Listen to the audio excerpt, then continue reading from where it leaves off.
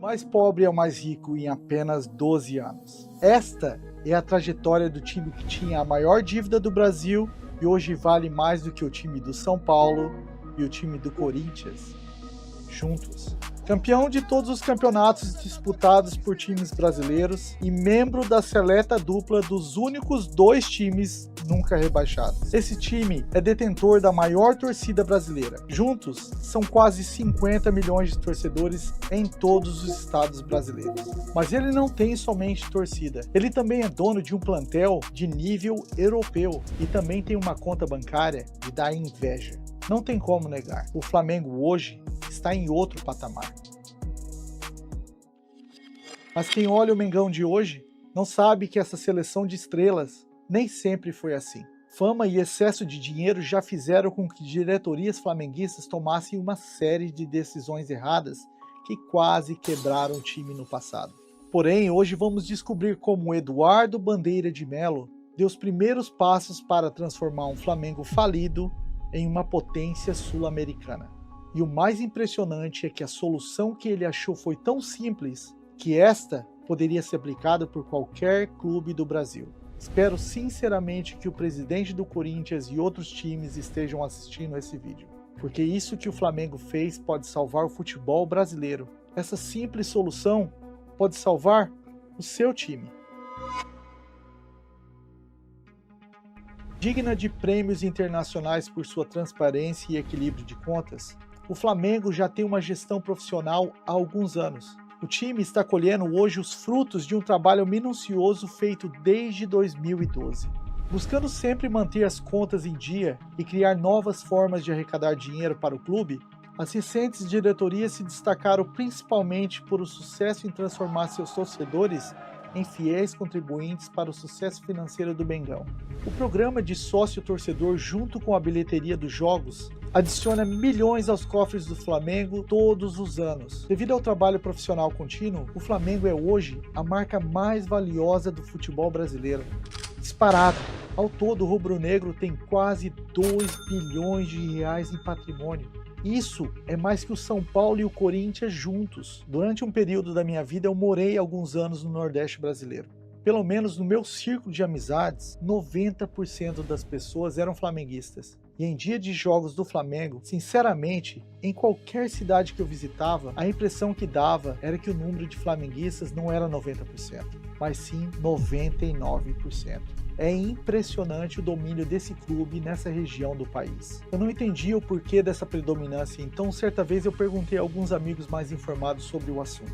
E a resposta que obtive foi que durante décadas, o Norte e o Nordeste brasileiro tinham acesso somente à Rede Globo do Rio de Janeiro. E nesses canais eram passados os jogos de futebol do Flamengo. Por isso a quantidade de pessoas que são torcedores do rubro-negro é massacrante comparado com as outras torcidas. Alguém comentou em um dos nossos vídeos sobre o Flamengo ser o segundo time para as pessoas do Norte e Nordeste. Na minha humilde opinião, tirando algumas pessoas das capitais como Recife, Fortaleza, Salvador, o que vivi lá foi que o Flamengo era o primeiro time para eles. Depois sobrava um pouquinho de amor para o resto. Mas esta é a minha opinião. Qual é a sua? Se você mora aí no Norte ou Nordeste brasileiro e tem um conhecimento diferente ou mais aprofundado, por favor, compartilhe comigo aqui embaixo. Mas de onde vem quase 50 milhões de torcedores? É muita gente. Isso vem dos anos 80, porque foi nos anos 80 que o Flamengo viu uma explosão nos números de torcedores por todo o Brasil. Um tempo inesquecível que marcou para sempre a história desse clube. Foram muitos canecos levantados,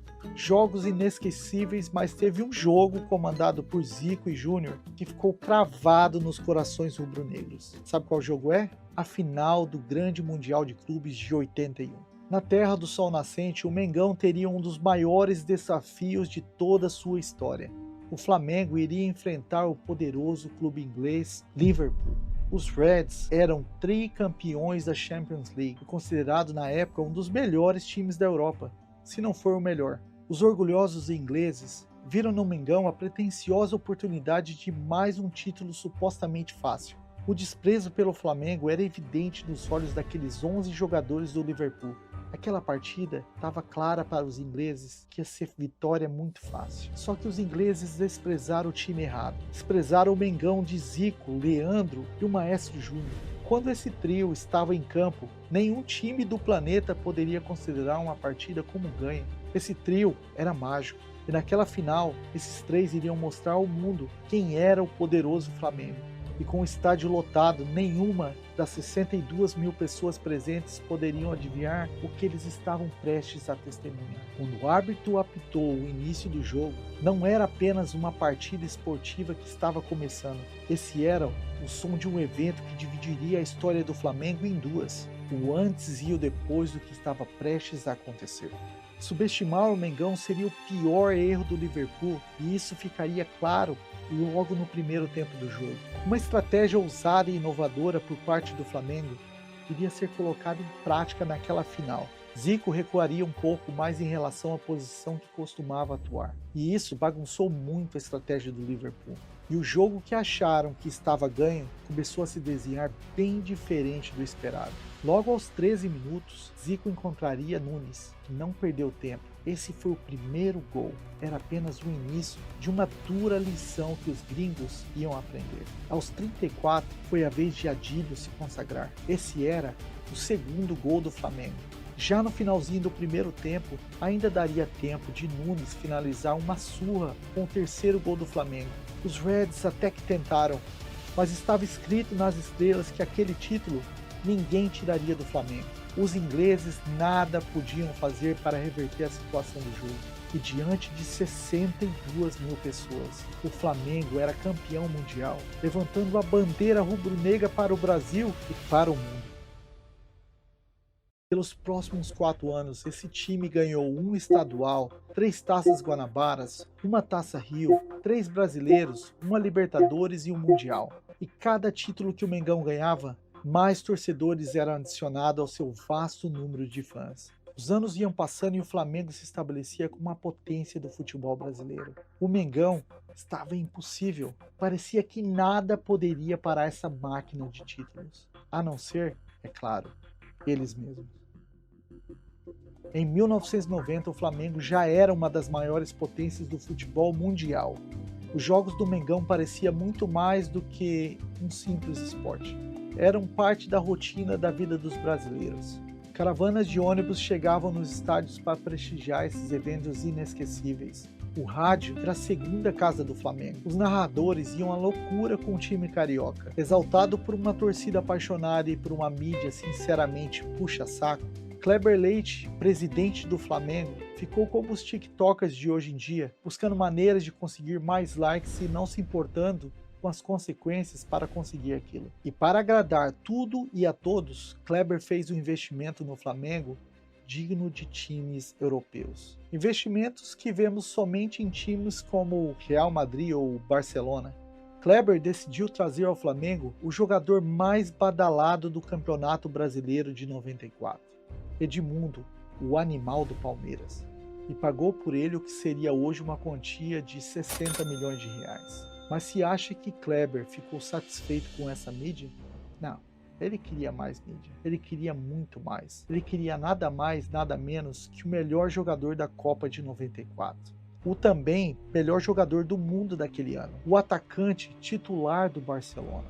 O cara que é considerado por muitos como um dos melhores atacantes de todos os tempos. Ele queria trazer para o Flamengo o baixinho chamado Romário. Foi uma jogada de mestre. O Flamengo agora não estava somente na boca da mídia brasileira, mas sim na boca da mídia do mundo. Kleber Leite arquitetou o ataque perfeito para ganhar todos os campeonatos que disputar. Ele queria se projetar internacionalmente como a melhor equipe das Américas. No papel, o Flamengo era indiscutivelmente o Real Madrid da América do Sul.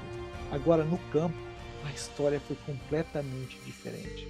O trio perfeito do ataque formado por Edmundo, Romário e Sávio, por si próprio trazia mídia, vendia camisas e enchia estádios por onde quer que o Flamengo passasse. Kleber Leite sabia que isso aconteceria quando contratou as duas estrelas. Afinal, quem não gostaria de ver essa dupla no seu time, não é verdade?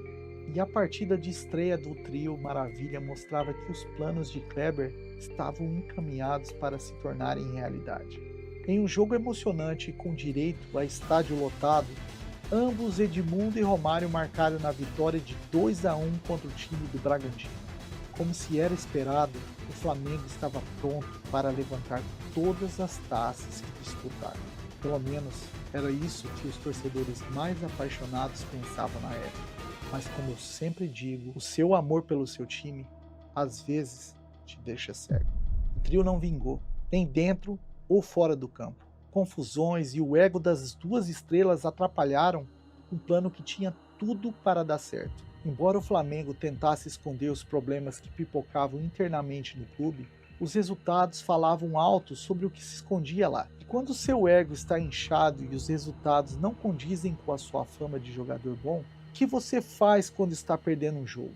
Você bota a cabeça no lugar, baixa o ego e joga a bola, correto? Bom, isso era o que eu e você faria. Já Edmundo e Romário, olha só.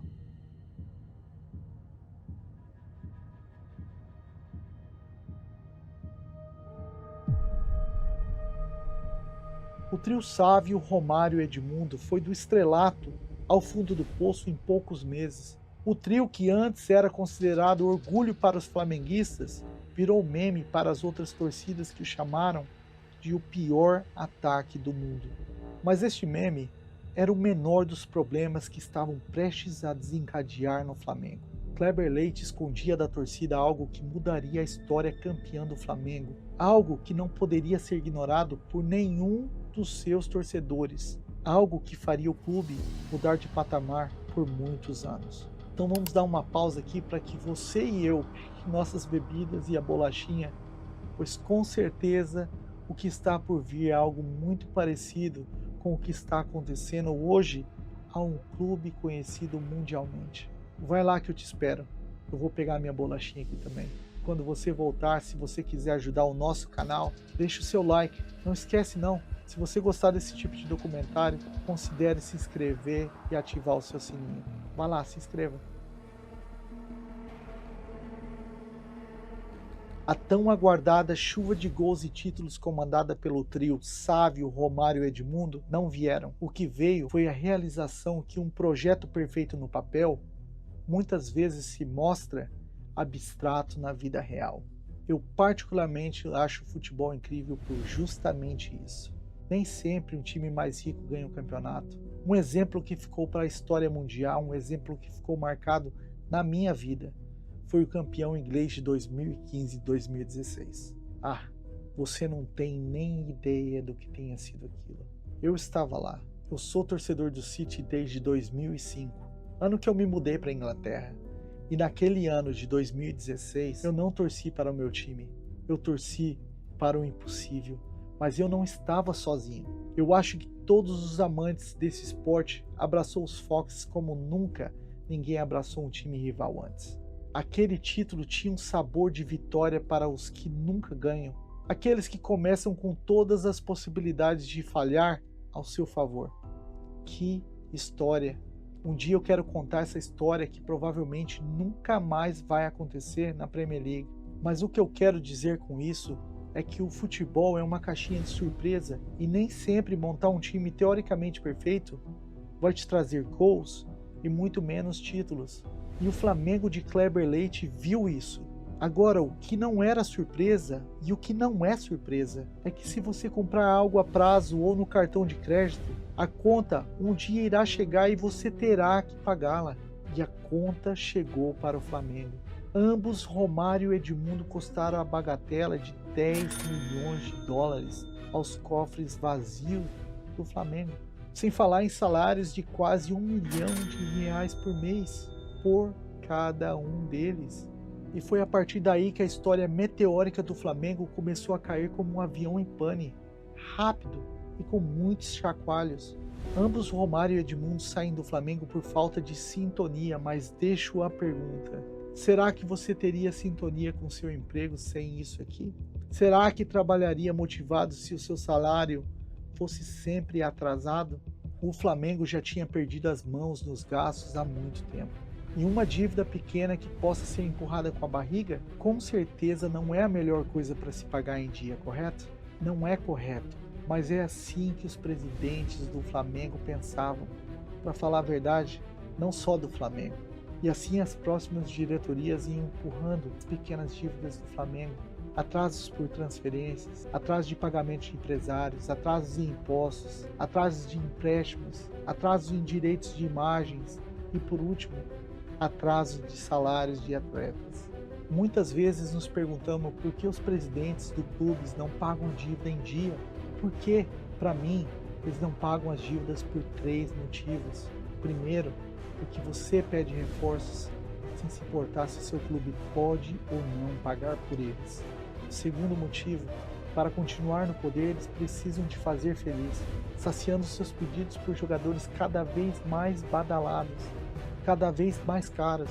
E o terceiro e último motivo, porque não há consequências se eles quebrarem o seu clube, até porque a culpa também é sua por pedir reforços que seu clube não tem condições de pagar. E assim os presidentes do Flamengo foram saciando os pedidos da torcida, trazendo jogadores cada vez mais caros, mas o preço disto era deixar de pagar dívidas todos os meses. E quando você tem muitas dívidas não pagas, ao longo dos anos elas acumulam juros e chega um ponto que essa bomba estoura. Não adianta trazer Romário, Edmundo, Adriano Imperador, Ronaldinho, Wagner Love, se o seu time não pode pagar por eles. Não adianta trazer grandes nomes e levar o seu time à falência. Adianta isso? Adianta você, torcedor, bater a mão no peito e dizer que aqui é Flamengo, se seu time falir e deixar de existir por falta de dinheiro? O que acontece a um time quando ele pega a fama de caloteiro? Ele não consegue comprar nada a prazo, não consegue convencer nenhum jogador bom para jogar nele. E tem mais, paga centenas de milhões em juros por irresponsabilidade de dirigentes passados. Conhece algum time assim? Se não conhece, dá uma olhada no nosso portfólio de vídeo. Dá uma olhada nesse campeonato brasileiro, está cheio de times assim. E assim o Flamengo estava caminhando a passos largos para um buraco negro que eu já conheço. Um buraco onde se encontra dívidas e, por vezes, corrupção, muita corrupção. E aquele Flamengo brilhante de Zico, Leandro e Júnior já não brilhava mais. Estava apagado por dívidas, polêmicas e má reputação, muito má reputação. E sabe quem mais sofria com isso? Acha que eram os presidentes que passaram pelo Flamengo? É lógico que não. Esses encheram o rabo de dinheiro com salários altíssimos, enquanto presidiam um clube afundando. Quem sofria é você, torcedor rubro-negro. Você era o único que sofria com isso. O torcedor que vai ao estádio debaixo de chuva, esse sofria. O torcedor que paga parte do seu suado salário e vai ao estádio somente para assistir uma partida do Mengão, esse sofria. Quem sofre com a má gestão do clube é a Dona Maria, o seu José, direto da sua casa, assistindo o seu time favorito desaparecendo na frente dos olhos deles, não por causa do mau futebol, mas por conta da irresponsabilidade dos seus dirigentes. Dona Maria, seu José e você são os únicos que sofrem as consequências nessa falta de respeito pelo Flamengo ou por qualquer time de futebol. Graças às ações dos dirigentes do passado, ou faltas delas, em 2012, o Flamengo alcançou o fim do poço. Ganhou o título que nenhum time gostaria de ganhar. O time de mais endividado do Brasil. Eram 351 milhões de dólares na altura. E com este título o time não tinha dinheiro para contratar, para pagar salários, para alugar estádio, para manter as operações do dia a dia. Estava prestes a se tornar mais um dos muitos times de divisões inferiores, endividados até o pescoço e à beira de fecharem as portas. Mas ainda não era a hora de fechar as portas ou cair de divisão. Acho que as orações de quase 50 milhões de torcedores ecoaram como poucas vezes o céu ouviu. Era hora de um milagre acontecer no Rio de Janeiro. Era hora de entrar alguém que realmente se importava com o time do Flamengo. Alguém que faria necessário para trazer esse time de novo à glória que merecia. Nem que isso significasse por anos um jejum de títulos, gols e especialmente contratações. Esse milagre tinha um nome e veio depois de ganhar uma eleição para presidente do Flamengo. O nome do seu milagre, torcedor rubro-negro, era Eduardo Bandeira de Melo, o homem que tirou o seu time, o Flamengo, da lama. O presidente Eduardo era exatamente o que o Flamengo precisava. Na verdade, era o que todos os clubes do Brasil precisavam. Mas só existia um Eduardo Bandeira de Melo, e esse pertencia definitivamente ao Flamengo. Sócio do rubro-negro há 38 anos, durante a campanha para presidente do Mengão, ele prometeu mudança. E ao contrário dos políticos de Brasília, ou de muitos outros presidentes de clubes por aí, Eduardo não falhou com aqueles que confiaram nele. Ele pegou um Flamengo quebrado, sem dinheiro para nada. Então, como todo bom gestor, ele precisava realmente saber o tamanho do rombo. Não dava para confiar nos números que ele tinha acabado de receber da diretoria anterior. Ele precisava das contas do Flamengo auditadas. Então, o novo presidente do Flamengo escolheu Ernest Young para verificar cada entrada, cada saída, cada dívida a serem paga nos próximos anos, tintim por tintim, linha por linha. E ao contrário de todos os outros presidentes dos clubes brasileiros, ele fez o que não traz popularidade para si próprio, mas sim resultados para o Flamengo. Ele parou de contratar e criar dívidas. Ele estava decidido em contrariar os torcedores mais alucinados. Tá ligado àquele que não consegue enxergar a situação financeira do clube? Estes não seriam nem sequer ouvidos pelo presidente. Ele não iria contratar. Era hora de trabalhar somente com aquilo que ele já tem no plantel. E se precisasse de peças de reposição, primeiro ele ia buscar na base. Se não achasse, fazia uma contratação aqui, outra ali, pequena, mas não contrataria nome badalados nem a pau. Eduardo estava disposto a cair de divisão com o Flamengo se fosse preciso, mas não iria cometer os mesmos erros que todos os outros presidentes cometeram no passado. O foco dele era somente um, era como um sniper, quitar as dívidas do Flamengo, custe o que custar. Você já chegou a dever dinheiro para muitas pessoas? Se sim, uma pergunta deve ter passado pela sua cabeça, imagine que passou na dele. Devo para Deus e para o mundo. Quem eu pago primeiro? Meu Deus. A resposta correta é sempre a mesma. Pague aquele que pode te lascar mais. Foi exatamente isso que o Eduardo fez. Ele pagou todas as dívidas com o Estado brasileiro. Acha que foi pouco? O valor total do débito era de 40 milhões de reais. Naquela época era muito dinheiro. Agora sim, depois de pagar aquilo, ele podia respirar um pouco e pensar como arrecadar mais para pagar mais contas atrasadas. Ele acordava e dormia pensando em formas de pagar as dívidas. Ah, como eu queria um presidente assim. Mas para qualquer lugar que ele olhasse, tudo estava maximizado. Não tinha mais como criar dinheiro. Se ele aumentasse os ingressos das partidas, o povo deixava de ir aos jogos. Os patrocínios já estavam no seu máximo. Os direitos de imagem do clube já estavam negociados e pagos. Vender mais camisas não estava no controle dele, a não ser, é claro, que ele trouxesse jogadores de renome. Mas isso, como eu já falei, estava totalmente fora de cogitação. Então a pergunta que pairava na cabeça dele era sempre o que ele poderia fazer para ajudar o time de quase 50 milhões de torcedores. Bem, a resposta ele encontrou na pergunta que ele próprio fez. O que ele poderia fazer para ajudar o time de quase 50 milhões de torcedores. Imagine que você tem um país inteiro apaixonado por um time que você controla. Eduardo tinha exatamente isso. Afinal, 47 milhões de torcedores rubro-negros é maior que a Argentina inteira ou a Espanha. É muita gente apaixonada. É muita gente disposta de ir além dos seus limites para ajudar o time do coração. E Eduardo, como um puta presidente, enxergou isso. Era hora de monetizar o amor dos adeptos do Flamengo. Era hora de separar os meninos dos homens, os simpatizantes dos apaixonados. Era hora de criar o programa sócio-torcedor do Flamengo, começar a pagar as dívidas o mais rápido possível. Eduardo, ao contrário de muitos, usou o cérebro. Ele olhou para os outros clubes e procurou por coisas que funcionam lá para aplicar no dele aqui. A ideia de sócio-torcedor veio de uma dessas análises de concorrência. Ele pegou a ideia do São Paulo, o primeiro clube brasileiro a ter sócio-torcedores. Genial! O que está certo, copia. O que está errado, faz diferente. Mas as coisas não correram tão facilmente como se pensa. Como todo começo de algo que vale a pena, não foi tão fácil. O Flamengo conseguiu apenas 1,4 milhão no programa. Muitos criticaram, porém, ao meu ver, isso foi um sucesso total, porque arrecadar é sempre melhor do que gastar, não é verdade? Porém, muitos presidentes não pensam assim. Aos poucos, o Flamengo foi tornando o programa mais vantajoso aos seus adeptos e o clube começou a arrecadar cada vez mais com esse programa. E alguns anos mais tarde, essa jogada de Messi traz aos cofres do Flamengo quase 100 milhões de reais por ano.